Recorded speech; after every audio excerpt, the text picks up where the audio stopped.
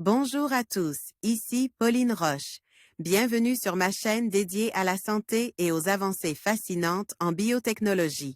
Si vous êtes curieux de découvrir comment ces innovations transforment notre bien-être et notre avenir, n'hésitez pas à vous abonner pour ne rien manquer. Prêt à en savoir plus? Les Allons-y! scientifiques de l'unité de médecine de l'Université de Caroline du Nord ont dressé un portrait exhaustif des cellules qui composent l'épithélium intestinal. Replis dans nos entrailles, les intestins occupent une place à part dans notre corps. Leur rôle principal est d'assurer la digestion des aliments que nous ingérons, mais ils participent aussi à la réponse immunitaire. Et leurs liens avec le cerveau sont de plus en plus évidents. Pour la première fois, des scientifiques de l'Université de Caroline du Nord ont réalisé un atlas de toutes les cellules qui constituent l'épithélium de l'intestin grêle et du côlon humain. Sur 3 organes issus de donneurs, ils ont prélevé des échantillons tout le long des intestins. Les scientifiques ont pu analyser la localisation, la fonction et les gènes exprimés pour chacune des 12 590 cellules différentes. Séparées les unes des autres grâce à une enzyme, offrant ainsi une vision des intestins d'une précision jusque-là inédite.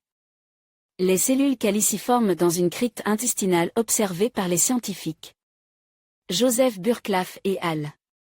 CMGH l'intestin humain cartographie. La conception de cet atlas n'a été possible que grâce à des technologies de pointe capables de gérer des millions de données. Chaque cellule identifiée a été séquencée, générant ainsi 11 000 rides, ou fragments génétiques, qu'il faut ensuite assembler comme un puzzle. Au total pour 12 590 cellules, les scientifiques ont produit 140 000 entrées différentes qu'il a fallu traiter pour les rendre lisibles et compréhensibles. Par exemple, l'étude montre que certaines cellules épithéliales expriment des gènes communs avec les cellules immunitaires. Or les protéines codées par ces gènes peuvent être la cible de médicaments utilisés pour traiter les maladies inflammatoires de l'intestin. Les cellules épithéliales pourraient donc être des victimes collatérales de ces traitements et provoquer des effets secondaires. Ils ont aussi observé que les cellules TUF, ou cellules touffues, expriment les mêmes gènes que les cellules gustatives de la langue. L'objectif premier de cet atlas est qu'il soit utilisé par tous les scientifiques qui s'intéressent aux intestins.